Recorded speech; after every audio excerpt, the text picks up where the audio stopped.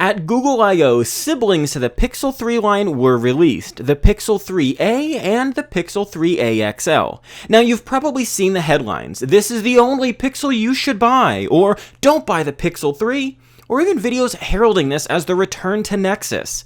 Now while you can check out our video hands-on with the two phones on our channel, today we're going to go behind the scenes and seeing what the headlines aren't telling us about the Pixel 3 and the Pixel 3 XL. I'm Daniel Marciano with XDA TV. Let's get started.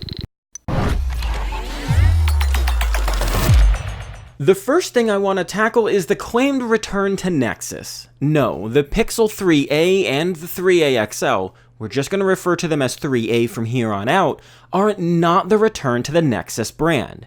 While nostalgia can cloud our memories, it's important not to forget what Nexus was. Nexus was Google's development arm, reaching out to OEMs to show the best of what Android could be.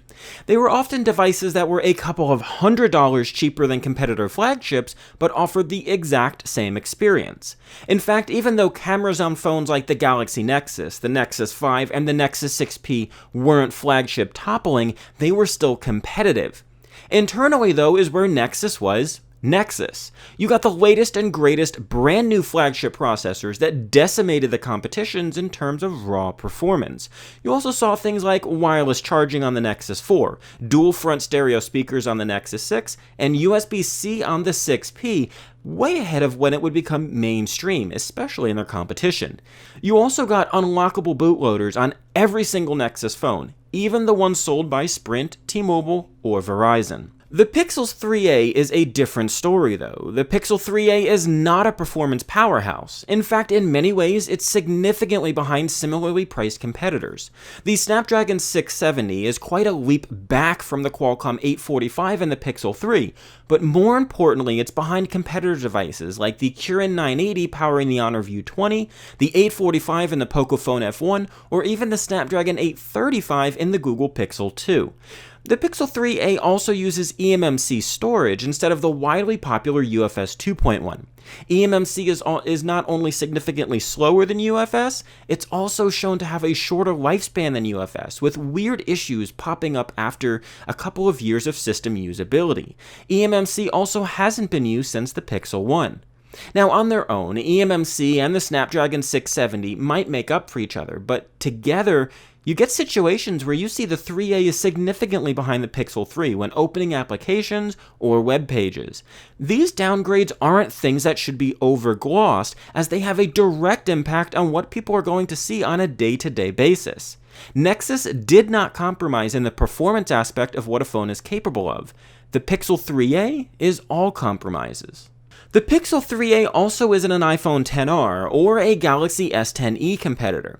While they're all more affordable versions of their flagship variants, the Pixel 3a makes far more cuts into the product than either of those other two.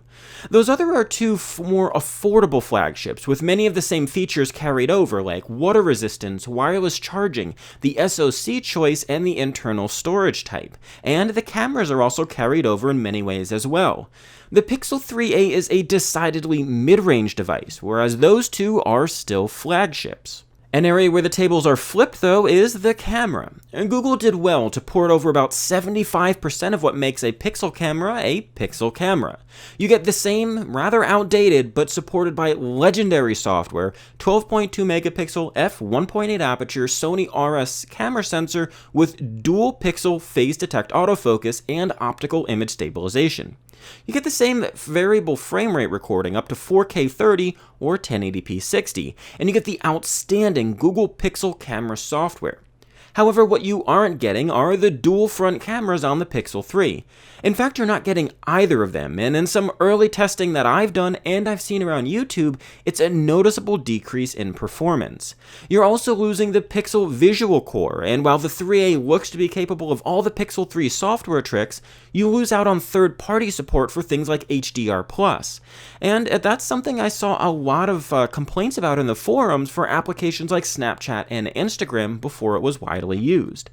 The final statement, though, on the Pixel 3a camera is that it's the best camera at this price, no questions asked.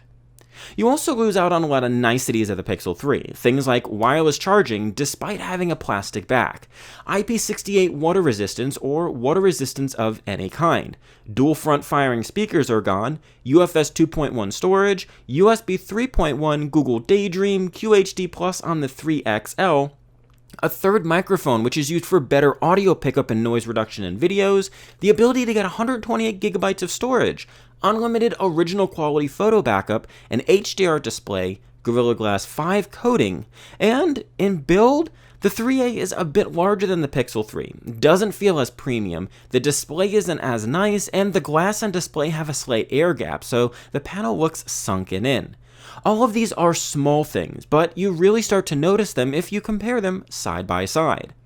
So does this mean you shouldn't buy the Pixel 3a? Absolutely not. But you should know all of its compromises along the way. Simply saying you should buy the 3a over the Pixel 3 is a completely misleading statement because it isn't just as simple as saying it has the same camera and calling it a day. The performance on the Pixel 3a is absolutely something we need to look into and evaluate and see just how much you're giving up. And the same goes for the features you're losing, regardless as to whether you see them as a benefit to you. The Pixel 3 is criminally overpriced, and outside of die-hard fans, I think a few purchase them at that full price. Priced at the oft-listed $600 and $700 pricing, I feel it's far more justified. That $200 price gap gets you a lot of features, and in comparison is much more difficult. But they aren't priced like that today, and at a $400 difference, the price is way better on the Pixel 3a if you can deal with giving up those things, because some of them are very important. But be the savvy shopper, read behind the headlines, and know exactly what you're getting for your money. I hope you enjoyed this video, and if you have, be sure to like, subscribe, and turn on that notification bell to get push notifications of all of our great videos here at XDA TV. I'm Daniel Marchena, and I'll see you in the next one.